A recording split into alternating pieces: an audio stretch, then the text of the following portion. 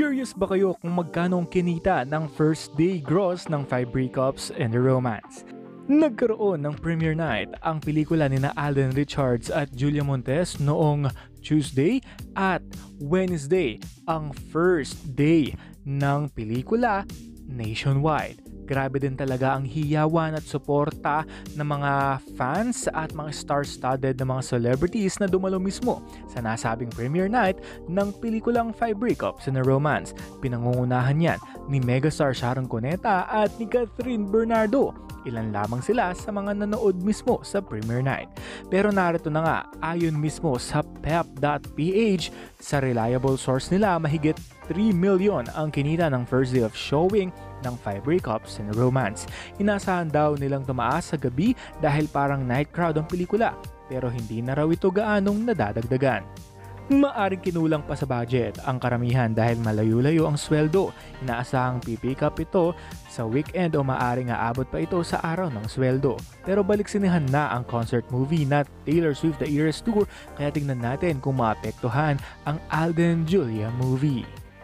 Samantala, hindi na maiiwasang ikumpara ang box office results ng 5 Breakups and Romance sa A Very Good Girl ni Catherine Bernardo na meron pa rin sinihan hanggang ngayon.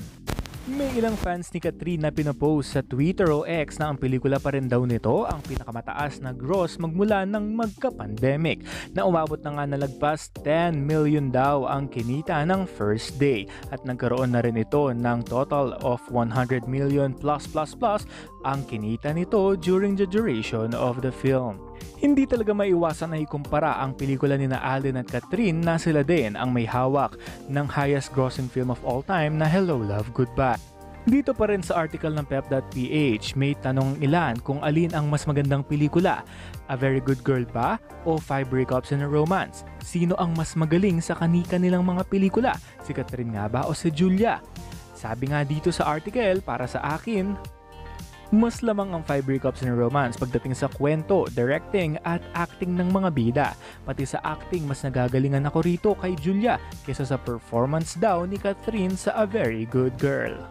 Sa akin namang opinyon, hindi na dapat ikumpara ang dalawang pelikulang ito na siyang nagkakaroon ng balik sa mga tao at puso para makabalik ang mga tao at masang Pilipino sa sinehan ngayong taon.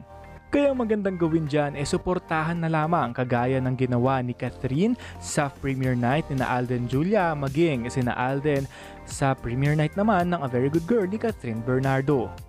Bukod naman sa Pep, meron ding pinost o tinweet ang Julia Montes Squad official. As what I have heard, an official first day gross of 5 Breakups and Romance is almost 5 million. Well, good start na yon, knowing na weekdays pa halos lahat may pasok. Abangan din natin yan dahil nasa 231 cinemas nationwide na ang 5 Breakups and a Romance. Kaya naman, what are you waiting for? Go on and watch this film dahil I'm sure makaka-relate kayo, mapasingle man o in a relationship. And that's all for now. This has been Jay Kumanangan TV. Thank you for watching.